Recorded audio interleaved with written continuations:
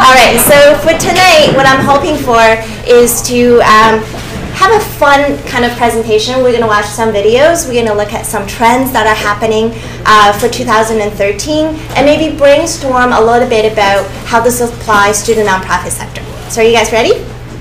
All right, cool. Now, first question for you guys. This Christmas, how many of you had a tablet underneath the Christmas tree? There was 5 in my Christmas tree. No? Okay. My father got a playbook because he was carrying around this 8-pound laptop to the coffee shop. I don't think the coffee shop liked him very much. I don't think his girlfriend liked it very much because whenever she wanted to start a conversation, there he was behind his laptop. And my mother, who sends me all kinds of pictures about where she went walking over the weekend and what green peppers are on sale at Loblaws, has learned in the last year to go to the cloud and use Picasa. Is also dragging around her laptop all over the place because she wanted to be able to share her pictures. So to make both of their lives easier and also my own sanity's sake, I decided to buy both of them tablets. My mother-in-law is a teacher, so she actually teaches kindergarten and special needs children. And what she also discovered is that, well, surprise, surprise, kids rack laptops very, very quickly because there's something about those keys, they like to come off, and they go missing, usually in the stomach of the children. So she was also looking for something that she can use for work as well as at home because as much as my mother-in-law loves her husband, they sometimes want a bit of time away from each other. The same request came from my father-in-law. He wanted to be able to watch Netflix when he got home when she's telling him to go clean up all over the place. So there we were, sitting there on Christmas Day, opening up our presents, and it dawned on me. Everybody in my parents' generation were using tablets. And it took them no time at all for my father-in-law to set up Netflix. There he was, off watching I don't know what with his big headphone. My mother-in-law is playing, okay, she told me this awesome game that she got, but it's actually a game for cats. But anyway, there she was, playing it, having a really great time. She's entertaining herself, and she's going to use that for the kindergarten kids. My dad, when he got his playbook, right away went online, found out his latest stock market news, told me to sell my Apple stock and other stock, or what stocks to buy. I had to tell him that I'm not actually doing stocks and I'm the wrong person to talk to. My mother sent me 200 pictures of her walk that she did in the local park that she took with her tablet. So I am very happy to say that technology has gotten to a point it is so easy to use that my parents thankfully do not have to ask me to sit down with them for 2 hours and learn how to use it. But there's a downside, but I'll get to that soon. So that's the first trend I want to talk to you guys about.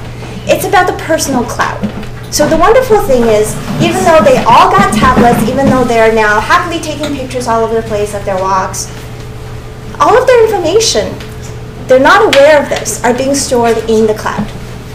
My mom's picture is in Picasa and also in SkyDrive, which is on her tablet. So what that means is when she comes home from her walk, her picture magically appears on her laptop. My father-in-law, when he's watching his Netflix, same thing. Netflix remembers where you finished a movie so he can switch between his laptop and his desktop, or even the television. It remembers where he was at.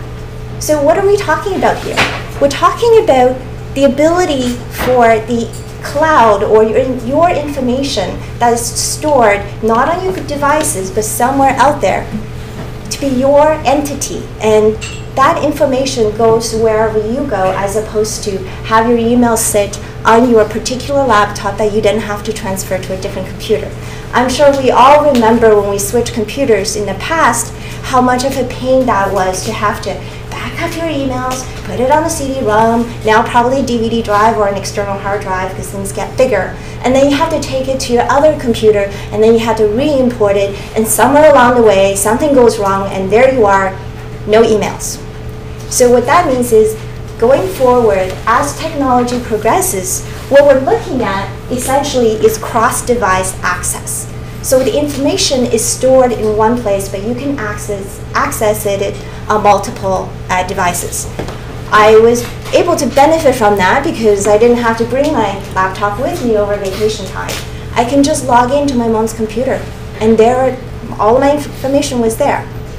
Now, if you have upgraded to Windows 8, chances are when you install Windows 8, they're going to tell you to enter your Windows Live account. That's part of that personal cloud. What that does is it pulls all of your information, all of your storage, file storage information, and it puts it on your Windows 8 machine. So really, now it doesn't matter if you're on your mother-in-law's Windows 8 machine or your own, your information goes with you, which is very pleasant. The other thing I want to talk to you guys about is, remember the whole thing about social networks? And how you can go onto Facebook and share things, and you can go onto Twitter and be able to tweet stuff. But those are still platforms that we had to go to in the past. You have to go to your twitter.com, log in, and you have to tweet, and you have to log into Facebook, right? What's happening more and more with both the Apple platform as well as Microsoft is embedded sharing. In Windows 8, if you are surfing the internet, for example, and you find something really interesting, all you have to do is go to the right, bring up your charms, and it will ask you, how do you want to share this? Facebook, Twitter, or whichever network that you have integrated into your browser. Same thing on your Apple devices. So you don't really have to go to your social networks and you want to share. It is all integrated. That makes it a lot easier for us to just share as we're discovering information instead of having to think about it, go to the place you want to share, and then do that. So what does this bring us to for the future personal cloud? It means that we're no longer bound by the devices, the machines that we're using. Instead, we need to think about what is our personal information or online identity, and how do we go about managing that. So in the workplace, there's a lot of talk about bring your own devices to work. Essentially, what they're trying to do is make it so that the cloud works. It doesn't matter if you're on an Apple or Google machine or Windows 8, they're no longer going to make you have a work laptop. What you need is your work identity, and you just put that on whatever device you want to use. That's much better than the way it was before. We all have seen people with work Blackberries, and then your home iPhone, and then you have your work laptop, and you've got your home tablet and desktop and everything. So we're usually probably trying to juggle all of our information that's stored in 4 or 5 different devices. So in the future, we're not quite there yet. And when I say the future, I mean this is possible now, but it is not mainstream yet. So this is where things will happen probably this year and next year. You're going to see a lot more in the workplace, people allowing you to use your iPad or bring your Windows 8 machine if that's what you choose. The other one is, now I've got my iPhone, I have my laptop, there is an iPad flowing around somewhere. That's 3 devices. 3 different size screens. Yes, all the information is the same, but that's 3 different devices I'm carrying around. What I think is going to happen in the future, and it's happening this year, but it will really pick up steam probably in the next year or so, are hybrid devices. So a device that is both a tablet and a laptop, which means you can plug in when you need more computing power, but it's mobile enough that you can just undock it and take it with you. Doesn't that sound like a good idea? And if it's touch screen, what that means is going to be much easier. It's going to have a much better, more intuitive interface. And I think this is one of the reasons why my in-laws and my parents managed to get set up on their tablets so quickly, because that user interface is a lot easier to navigate. So that's personal cloud. What else is new? May I ask you a question? Sure. Without being so transparent, you kind of lose part of your privacy. Because what if you if you're on your own device and you don't want to share everything with a few, some things are private and some things are public. Yep, so that is, the question is around privacy. And I think that is something we are going to get much better at going forward because of how much information is actually going to the cloud. If you look at Facebook, they're just launching, sorry, I have to say that with a straight face. They are launching the new search ability, which is supposed to make it much easier for you to decide how you want to share your information. So that's another thing with this whole personal cloud, is that privacy issues will become more prevalent than before. And I think companies, if they do want to keep their customer base, will have to address it. Much the same way that we had antiviruses on our desktop computers. So it's going to take a different form, but I do feel that it is going to be something that will only get better. Okay, the other one is the Internet of Things. Do you guys know what I mean by that? Okay, so traditionally, when you look at internet connections, it's probably from a desktop or a laptop or a smartphone and possibly a tablet. What's happening is as more devices become internet capable, smart TVs, thermostats, these are things that are connected to the internet that will be able to share information with you live.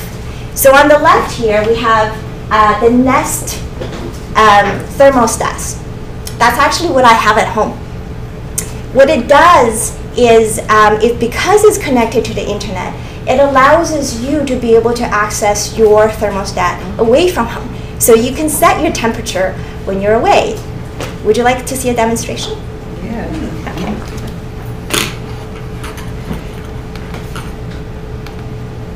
So that is my Nest interface on the internet. What it's really good at is it's designed to show you how to conserve energy and be smart about it. I'm away. It has a sensor in the thermostat to know that there's no motion at home. So after a period of time, it is going to set the temperature to much lower than normal. So it will automatically learn what my schedule is like. And right now, because I'm not home, it's set to auto away. Now let's say I'm going to go home in 20 minutes and I really, really want it to be nice and cooking and warm at home. I can say, you know what? I hope this doesn't freak out my husband, but I'm going to set it. Oops.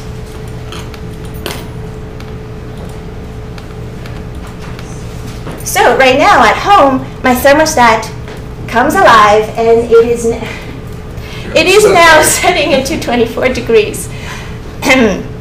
Right. So for my poor significant other, he will be cooking in no time. What this means is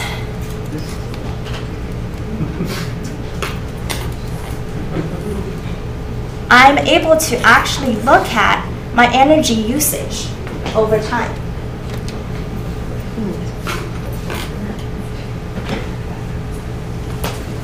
See that?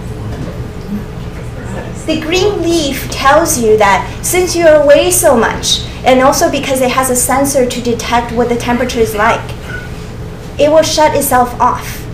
Or sometimes it will let the fan going that moves the air around in your apartment, but it turns off the heater. So what you end up using is much, much, much less energy than you normally would without this thermostat. So this is what I mean by Internet of Things, is that devices that usually are not considered to be a computer now has that computer component built into them. They're becoming smarter. So it will actually learn, usually during the week, I am away, so it will set itself to be away a lot more often. On the weekends, we're home, it doesn't do that. Okay, so that's one of them. Want to turn that down again? Oh yeah, thank you. That poor guy. Sam's called. He likes it at 14 degrees, so okay. I didn't warn him, so I will apologize when I get home.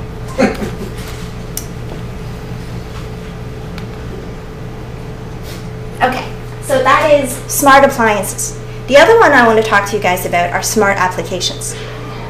So what do I mean? Well, have you guys tried something like a running app on your iPhone?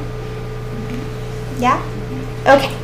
So this really hunking thing is actually a bike computer with iPhone inside that I got for Christmas. Santa has been very, very generous. What it does is it will take my heart rate and it will take the GPS data as well as my running stride and enter it all when I'm running. And that way I can actually analyze how am I doing. And because it has accelerometers in the phone, etc., it will be able to tell the elevation. It will know that I'm running uphill, and this is why my heart rate just spiked to no end. And right now, because this is the first time ever a speaker is wearing a heart rate monitor while she's talking, I get to see just how nervous I am. Okay, so as you can see, can you guys see? I'll walk around. Is that part of your iPhone, or is That's it? part of my iPhone, right? My normal heart rate is 60. Oh boy. I am not at relaxed right now. It is collecting information as I'm walking about how many strides I'm taking. The elevation is flat here, but it will store all of this information so that after my run, I can upload it. And What's the name of this application? this one is called Wahoo. And then you can export it into any device or application you wish. So in this case, I export it into Strava, which for those of you that run or bike, it's a game. You can race against other people in the same segment of where your running course is or where you just bike that day. I will warn you, if you are competitive at all with your significant other, it could be a really bad thing. So, let me show you one of the things I did. Here is a bike ride that I did on January 8th. But because it's the Internet of Things, my phone was collecting all of the information as I rode my bike. It will tell me that my average heart rate was 133, but from time to time, it went up to 153. It will also tell me, this is my speed, on the bottom is in blue, and red on top. It was working until the 15-minute mark, and as you can probably guess by the graph, I cheated and stopped pedaling. Why did I just say that in public? I don't know. But all of this information is very useful for the person that is trying to figure out how are they doing from a fitness perspective. Now you're probably wondering, how does this even apply to nonprofits? Right? Great, you have the Internet of Things, you have all these gadgetry that can collect data, but what is the like a realistic application for your work? Well, let me ask you. How many of you work with kids and you're trying to get them to think about fitness in a fun way? If you just tell them to go out and run, is that fun for them? Probably not, but if you say, hey, would you like to beat Bobby on this track? And you can show it off and share it on social media and be able to do that on Twitter, they're more likely to do so, right? If, for example, you have someone that you know they may have heart problems, you want to be able to monitor their heart rate on an ongoing basis. An app like this will be able to tell you that, right? I can go and tell my doctor probably that my normal heart rate is 60, but guess what? When I'm a little bit nervous, it spikes to 127. This, in the past, would be really, really hard to do without going to the doctors. So what's happening more and more with all of these things, smart appliances or smart applications, it makes it a lot easier for us to collect information about ourselves, whether it be for health or for just information or for fitness or to manage the amount of energy that we use in our homes. If you're an environmental organization, thinking about smart applications that can help to save energy, right? So just because they normally have a consumer sort of based use doesn't mean that we can't use them to promote awareness, and we can't use them for fun. Oops. Okay, so where are the Internet of Things going? This year at the Consumer Electronics Show, one of the biggest stars was this thing called TrackDot. Essentially, what it's designed for is a GPS tracker that you put into your luggage. And, well, you know how you guys lose your luggage at the airport, because sometimes you may have landed in Toronto, but your luggage went to some exotic location, like Timbuktu. Now, you can actually find out where your luggage went on vacation without you. And also, if you're at your the luggage pickup place and you know how you're waiting for your luggage to come out of that darn carousel, now you know exactly where it's at. It's still outside on the plane. Okay, it's being moved downstairs, but it's just sitting there. Ooh, now it's moving. So you can actually go get your coffee and then come back and pick up the luggage. Very useful. It's very, very cheap. I think it's only going to cost you $15 a year to use the tracker. The moment I saw this, I was like, this is wonderful, because it doesn't need to be a luggage tracker. It could be a tracker for anything. Well, yes, you could make your teenager swallow it, but it's a little bit. But if you work with people that are elderly, they might not, people with dementia, for example, they may not know where they are, they may not remember who they are.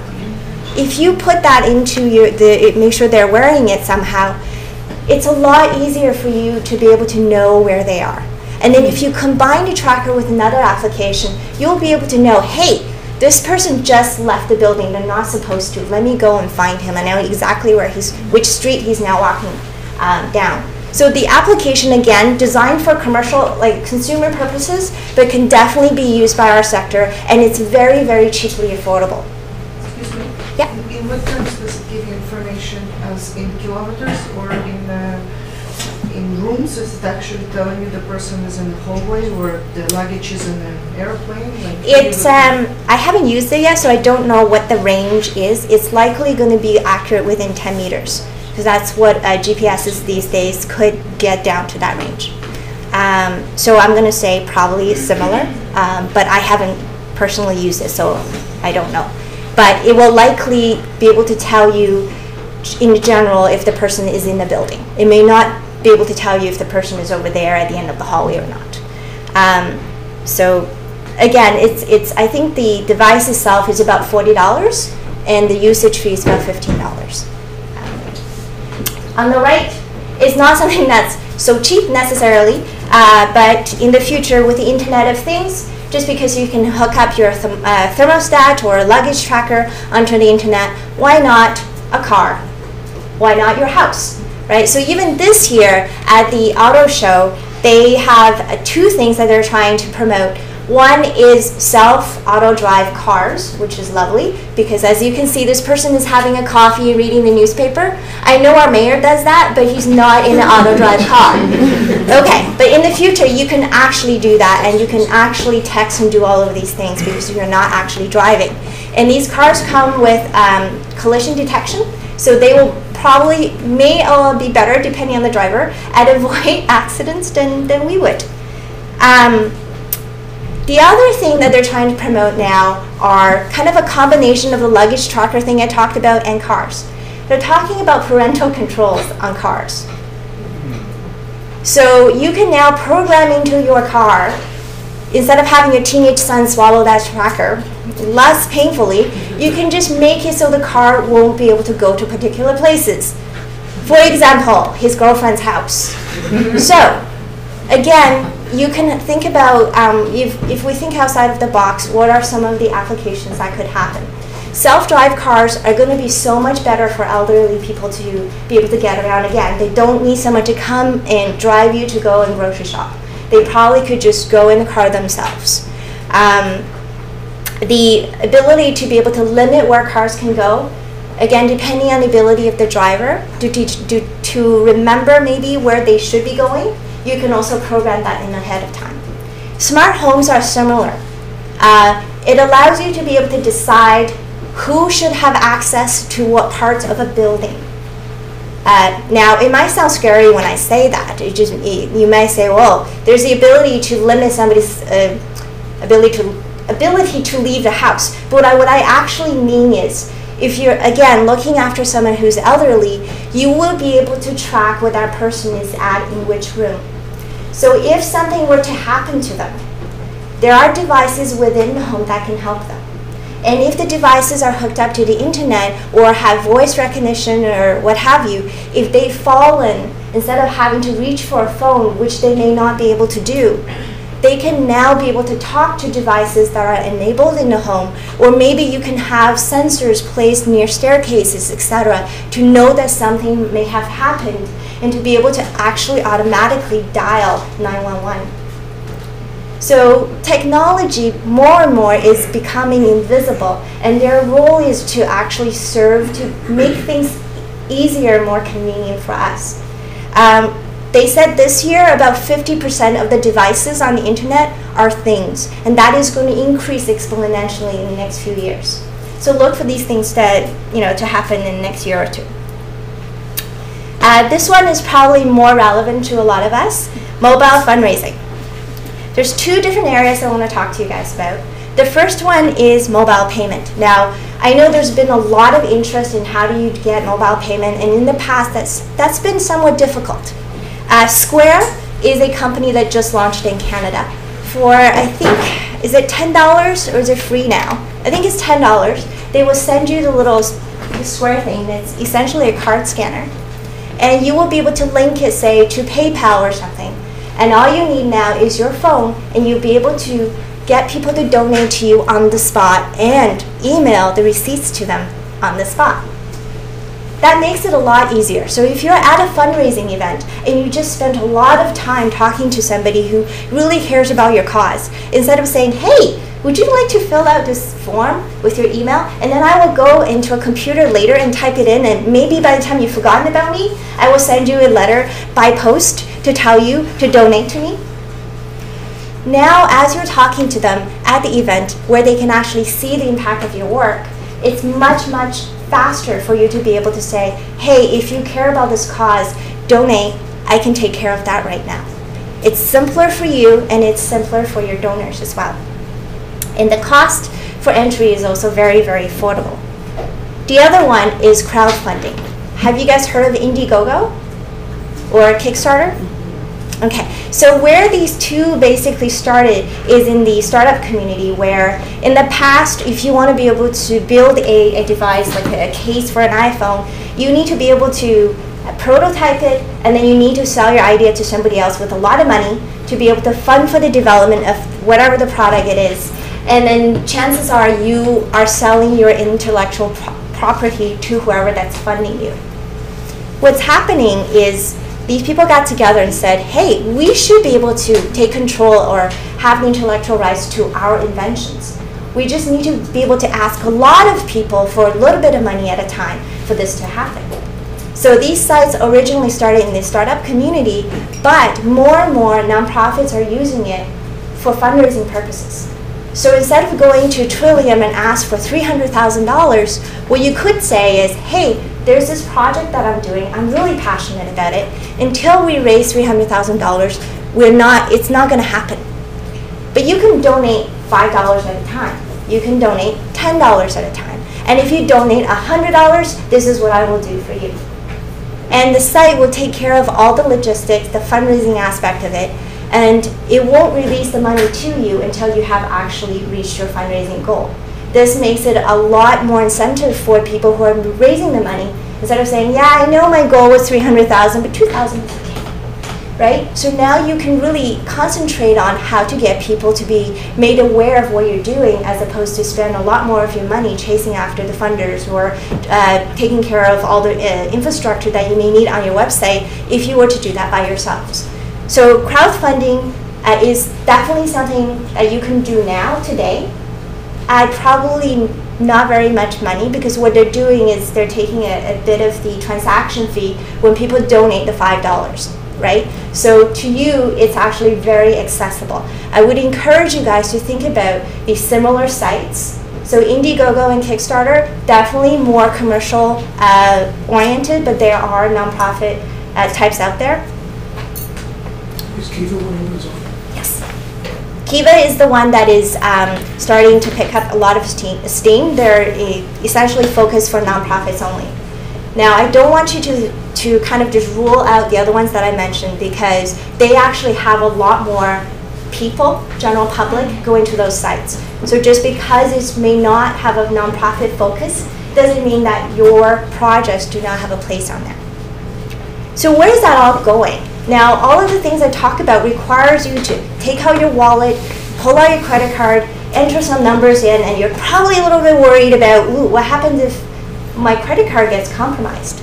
So what's coming soon, hopefully, to Canada, it's happening in the US, so I'm not sure. Maybe this future should say bracket Canada. Google Wallet, have you guys heard of it? Okay, so essentially it just makes it really easy for you to put your money, either your bank account or credit card information, into a very secure place that Google manages for you. And when you go shopping, you no longer have to bring cash or credit cards. As long as they accept Google Wallet, all it takes is for you to start Google Wallet on your phone, you wave it in front of the machine, and transaction is done. Easy. And somebody steal your phone and they go.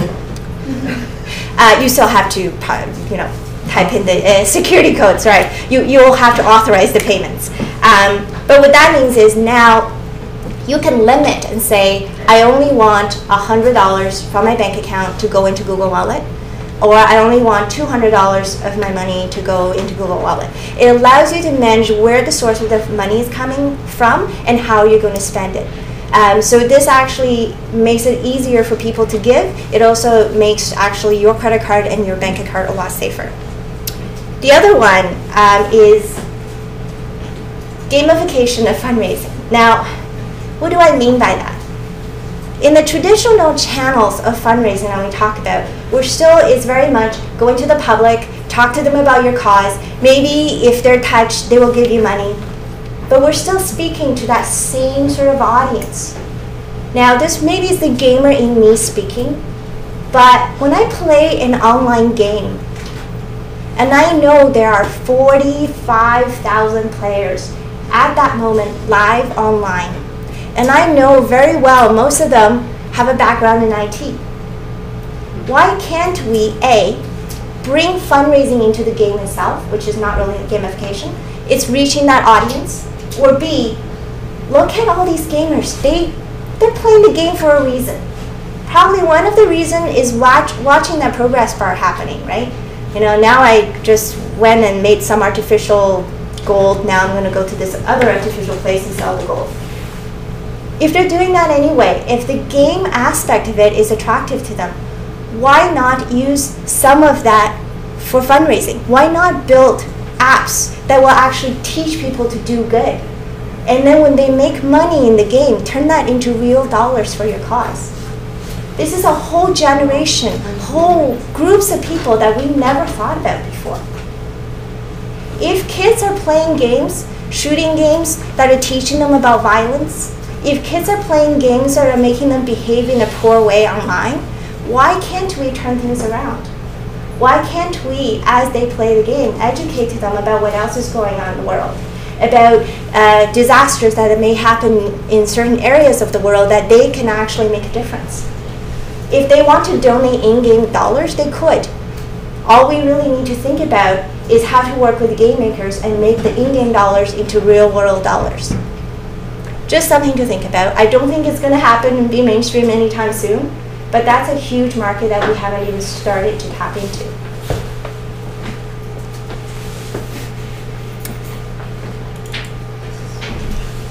Okay, this is one of my favorite. 3D printing. How many of you have heard about it already?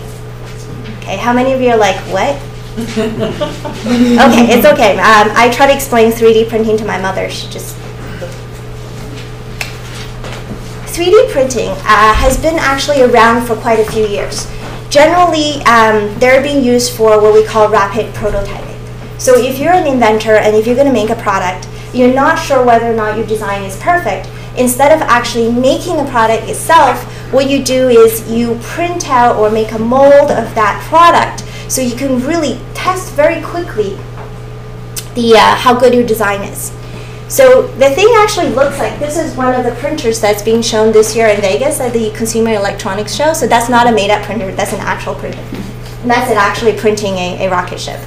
What it does is, it's actually blending what we think about as software and hardware, right? Hardware in the past is something that you have to have a machine, it makes it, it presses it, it then needs to be shipped and delivered. 3D printing, what it does is it scans the product in 3D and it stores it as a piece of software. And then you can send that software like you would with your email all over the world. And people on the other side of the continent can then print it out, as opposed to me making it in Toronto and shipping it to, say, Beijing, China. Interesting, because a lot of what's happening right now with manufacturing and the cost of products has to do with shipping. If you think about international development, or even when we have to reach remote communities, a lot of the time, if a particular thing breaks in the community, what they have to do is make a request for that part to be shipped from the manufacturer and then shipped to them. There's a huge delay, probably sometimes up to 6 months at a time, depending on which location we're talking about. What if what we do is we send them the software or the scan of that 3D part, and if they have a 3D printer, they can just print it on the spot, wherever they are in the world. So you don't have to wait 3 months to get it to them. So communities can, if what they need to do is build a well and they need a component for that well, the community does not have to wait 3 months for their well to be working again. We're not quite there yet. The materials they're using for 3D printing isn't quite at the stage where I think is as good as the real thing, but it's coming. And the cost for 3D printers is much lower now. One of the CSI tenants actually just bought one for $500 the other day. I was trying to bring it in for today to show you guys, but he hasn't quite put it all together yet. But at the Consumer Electronics Show, these really high-end-ish consumer level 3D printers are about $1,000. That is going to come down greatly in price in the next few years. There's a thing in the paper the other day, some cardiologist printed a heart the other day. They wanted to be able to print hearts for transplant, but I mean, you know, they got sort of yeah, not quite there yet. I mean, I hate to say this, one of the most commonly talked about things of what they printed that is really working is somebody, no, actually not somebody, a few people has printed a working 3D gun. Of course, it saddens me that, you know, when you're talking about how well 3D printing is working, that is the thing that people are going to print. So 3D printing is definitely coming, and it's going to be mainstream probably, I would say, in 2 years. I kind of want us to just really think creatively how we as nonprofits could use that. Can I just ask a question? Yeah. Is it mainly sort of plastics materials that it prints from? Or? It was plastics, but now there's like, I don't remember the components, but you can print it out in titanium. So that's how they're actually making bikes, race bikes. So if you want a customized racing bike, they just use titanium and print it out, because titanium actually comes in a powdered form. So it's really easy for them to make the finished final product using a 3D printer. Yeah. A slightly more prosaic use that I've seen recently is that people will print a chocolate mold with their logo of their organization, and they're printing off chocolate bars or See? less than a heart, but maybe. Exactly. On the right-hand side, based on the whole 3D printing thing, what's happening now is there's a lot of what we call them our makers. It's a community of people that want to be able to design things that has the same use as a commercialized product, but at maybe a fraction of the cost. So there's these make fairs where they use 3D printers, they come up with a concept for a problem, and then they go and print it out and test it at the fair. So what I'm kind of imagining in my head is we can link nonprofits with these makers together. It would be very interesting what kind of problems they can solve within a weekend, having that kind of technology at hand. In the future, if I think really big, what I think 3D printing might do is actually revolutionize how we do manufacturing.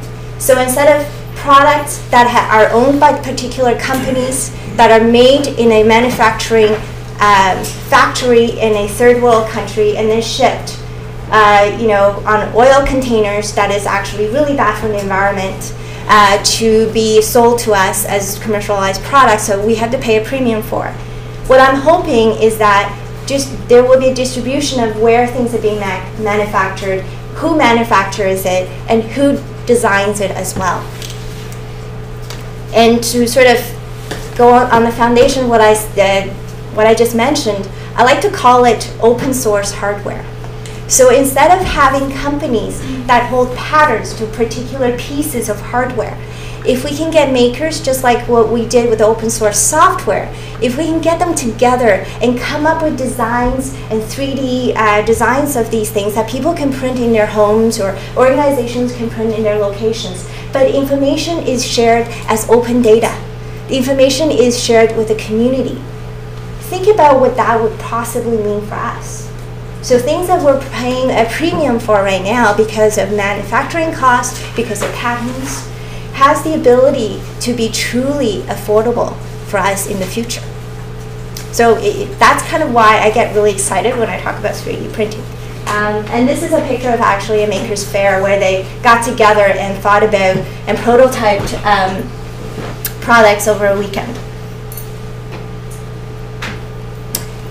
Okay, finally, I'm going to make this short. Innovative UI, so that's user interface. Now, what do I mean? If you have an iPad or an iPhone, you probably need to have an iPhone S or 5. You probably use Siri with voice commands, right?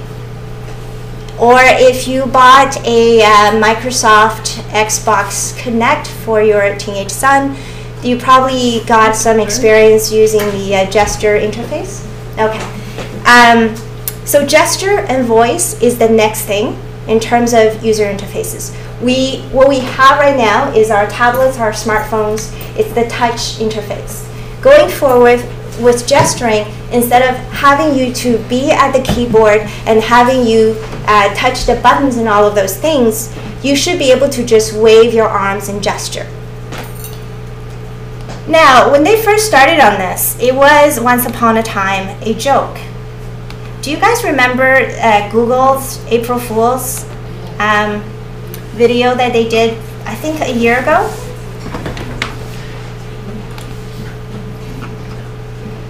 I'm just going to show it quickly to you guys. For April Fool's, they did this thing called Hi, my name is Paul McDonald. Google Motion. I'm the product manager of Gmail. Over the past decade, advances like touchscreen technology have transformed the way we interact with personal electronics. However, when it comes to email, we still rely on outdated technologies like the keyboard and mouse. At Google, we've been thinking about how to solve this problem, and today I'm excited to share a new development with you. We call it Gmail Motion. Using your computer's camera and a spatial tracking algorithm, Gmail Motion interprets physical movement and turns it into actionable commands. For example, to open a message, make a motion as if you were opening an envelope. To reply, simply point backward with your thumb. To reply all, use both hands. To send a message, lick a stamp and space it down. We've been working with experts in motion technology and semiotics to develop a language of movements that replaces type entirely. Movements are intuitive, ergonomic, and easy to do. Studies over the past 24 years have indicated that more than 80% of our total communication is body language. When you can incorporate a shake of the head, a gesture of some kind, you're making that communication far more effective. Our bodies did not evolve to sit at a desk in a rigid position all day, and it is my feeling that Gmail Motion will free the regular user from the constraints that modern society and our education. So I'm not going to show you guys the whole thing, or maybe it We wants to spent be a shown long the whole time thing. perfecting Gmail Motion, and we're excited about the potential for it to help Okay, improve sorry, your guys. email experience. For more, Alright. That's Gmail Motion. Now this was an April Fool's video. And we all laughed about it just like you guys are now. But what was interesting is, guess what? It's actually happening. Not in the same way that they describe, of course. This is called Leap Motion. You can pre-order it now. It's only $69.99, which is very affordable. What it does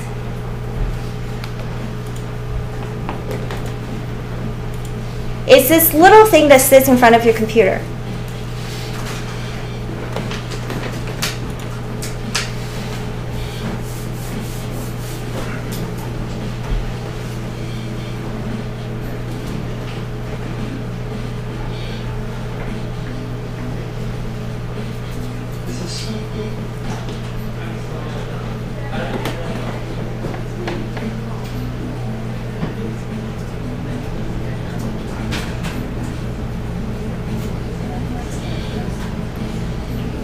Ignore that part.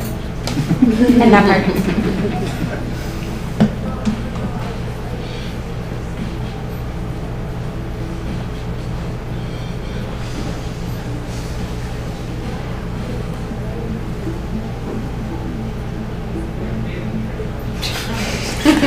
Of course, we had to have Angry Birds, right? So this is Leap. It's available this year, pretty much, hopefully.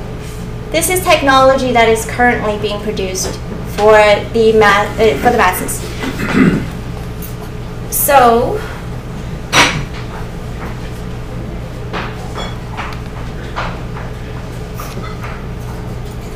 isn't that kind of, well, okay, I know what you guys, I'm thinking the same thing. That is really, really cool. Now, let's kind of think back to how could that be applied to the nonprofit context. Not everybody can go to a keyboard and type. Not everybody has that fine degree of motor control. Some of us, like my dad, has carpal tunnel syndrome. So it's actually really, really hard for him to sit at a keyboard and type for a long period of time. Having gesture sounds hokey sometimes when we first talk about it, but if you think about accessibility and how it can help those people who may have normally have trouble be able to access the computer and be able to interact with the computer, now it makes it a lot easier. Same thing with voice, right? With Siri being at 90% accuracy, I know we still have a lot of work to do, but what that means is somebody who may not have the movement of their hands is now able to use voice command and be able to type an email, or I guess dictate an email, right? What does that mean in the future? Well, think about it. They have mind-controlled devices now that are actually working. This is a picture of a mind-controlled bicycle that switches gears by you thinking it. It's in production. They're using it. I don't want to use the example at the Consumer Electronics Show because they had a mind-controlled beer tap. So the application of the mind-controlledness wasn't, to me, as relevant. But again, if you're somebody who cannot, let's say, speak or write, but you can still think, devices are now capable of being able to communicate with your mind. Well, okay, that sounded really bad. Anyway, but you know what I'm trying to say. What's happening is a lot more of us can now use the computer, can interact with it. The computer is no longer about the keyboard and the mouse. It's no longer about that touch screen that you swipe. It's not about, now it is about your body motions, your gestures. It is about your voice. It is about how you're thinking. And this will become mainstream probably very soon as well. Just a few years ago, when they still talked about it, it's still being done at universities. But now you're seeing it at these shows, at the electronics shows. I think that is something we will see more of in the next few years. The other one is wearable technology. What you see here is what they call Google Glasses. So instead of having your computer what you wear is these glasses, and that little, this is your screen. Because the idea isn't about screen size anymore. It's about how close that screen is to your eyes.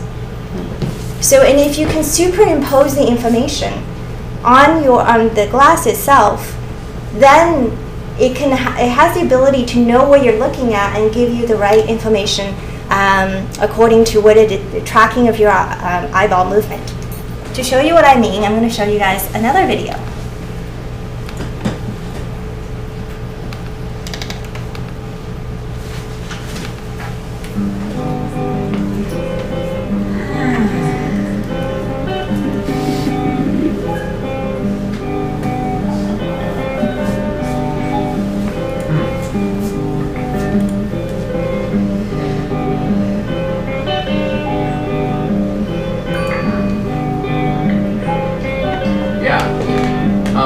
Meet me in front of Strand Books at 2.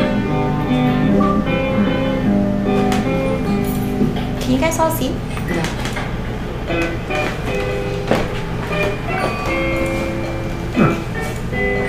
Oh man, really? Nice.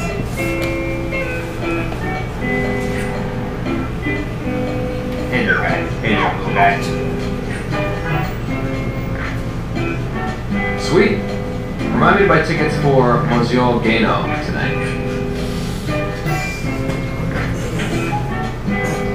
Where's the music section?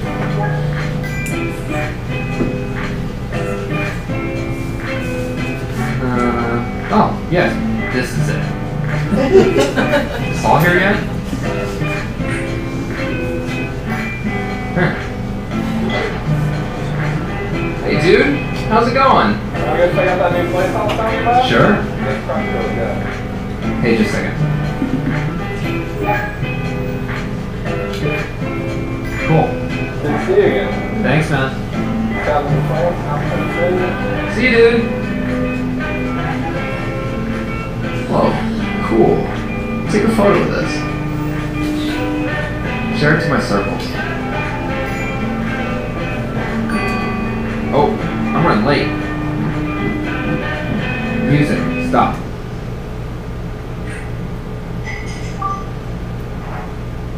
Hi, what's up? Hey, Hey. you want to say something cool?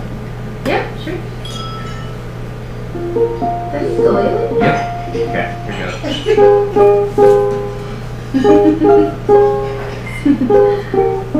Beautiful.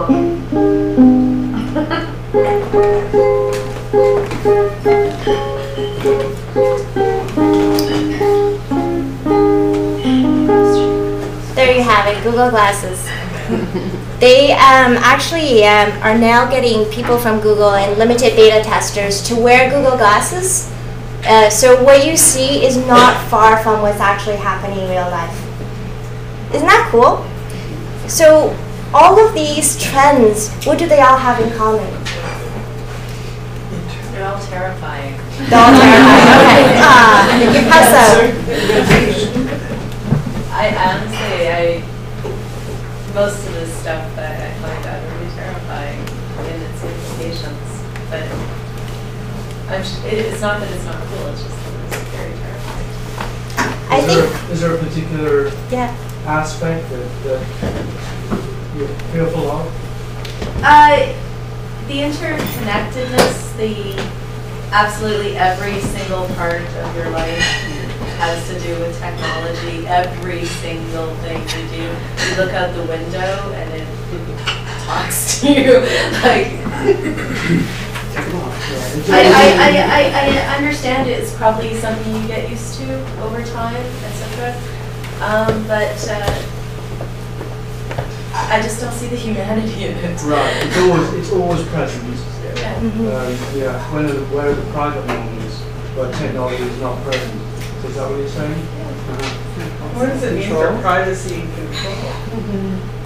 Well, that has something to do with what I have to say. Security, when it comes to security, people are always the weakest link. I mean, we're struggling with PIN numbers right now. So you can only imagine the scale of invasion of privacy this could potentially lead to. I mean, it can either be utopian or dystopian, right? Yes, absolutely. So I'm not trying to say that this is utopia, right? I will also, just to be the devil's advocate, I know what my parents' PIN numbers are, not because they told me, because he's on a post-it note on the fridge. So here, the PIN security issue is less about where that PIN number is stored, but how people are treating in the information. And I think security has a lot more to do with how we decide what part of our online selves do we share and with whom, and which vendors do we work with. Because if it's a vendor that does not care about your security or your privacy, you as a consumer has that choice to not use them. And if we all get together and say, no, we will not use your software because you want to track where I am at all places, they will change, because companies are driven by profit. Without consumers, without customers, they can't make a profit. So in some ways, again, I'm being total devil's advocate here. I do want you guys to think about where the power can lie. It doesn't have to lie in the hands of corporations. And with things like 3D printing and things like that, again, think about what that could mean in terms of ownership of intellectual property. Does it have to reside in the hands of the few? It probably doesn't. So technology, yes, it is terrifying, right? Like if you think back 30 years, 40 years, where technology was at back then, think about the first time somebody told you about email. And the thought that this pressing a button means whatever it is you're saying could potentially be read by lots of other people. And where does it go when it goes through the intertubes, right? Who's capturing it? That's a scary thought too. The first time you use your modem, for those of you younger ones, it's the internet. First time you use that modem and made that screeching sound and you connected to something and you went to this website that gave you some information. Think about how scary that was back then, right? I think as technology happens, every step of the way, it is going to be scary because change is scary. But every time we embrace change, they will happen for the good and then they will happen for the bad. That's just how the world is. But the control of which direction it goes, I genuinely believe, lies in the hands of the people.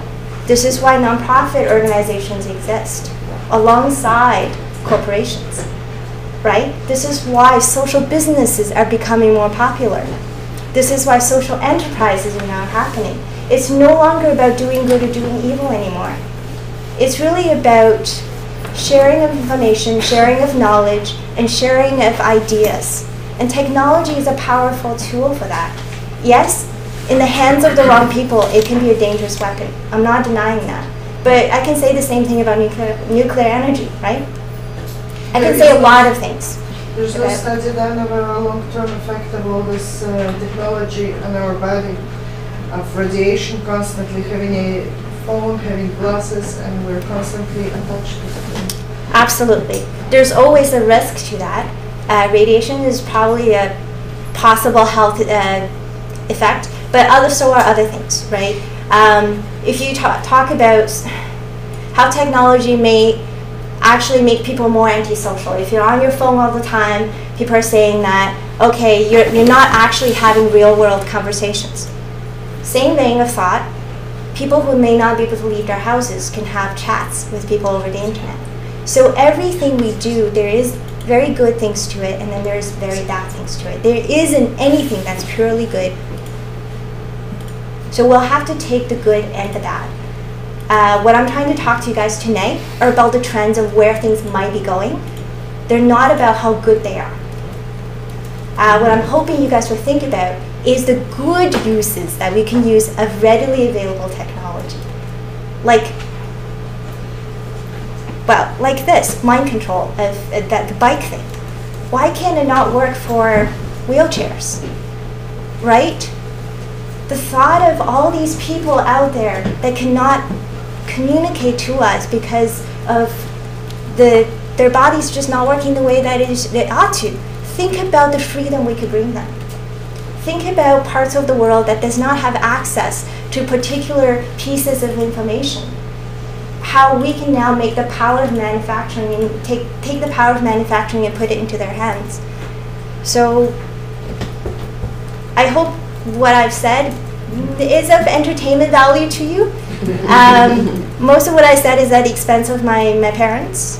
But honestly, it was on Christmas Day when I sat there watching them playing with the tablets that it dawned on me that technology is finally at a stage where it could be of more benefit to us than a hindrance. About 3 years ago, I went to a conference in Washington, D.C. that was essentially on information visualization, and it was a conference in which a bunch of scientists were trying to figure out how to take very scientific and data-heavy information and make it more user-friendly to decision makers, politicians, whomever.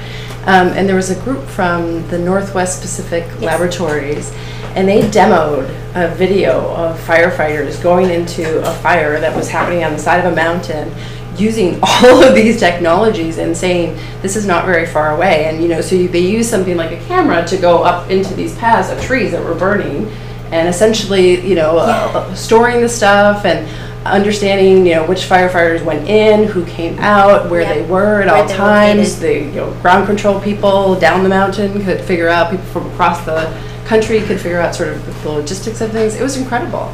And so it was really, I mean, that's like, if you can call it, one example of a good application for these things, that's fantastic. One, safety and safety of the firefighters, and then safety of sort of and in cases where let's say disaster hits and you don't know where people are, but everybody's cell phones still broadcast signals. So there are ways for them to actually be able to go into a disaster area and very quickly be able to help those in need. So again, yes, what that means is the corporations will be able to track you by your phone and know where you are at all times. But if used for good, people can find you too when you are not able to speak for yourself. So that's my presentation tonight. I hope you enjoyed it, and if you guys have questions, please feel free to ask.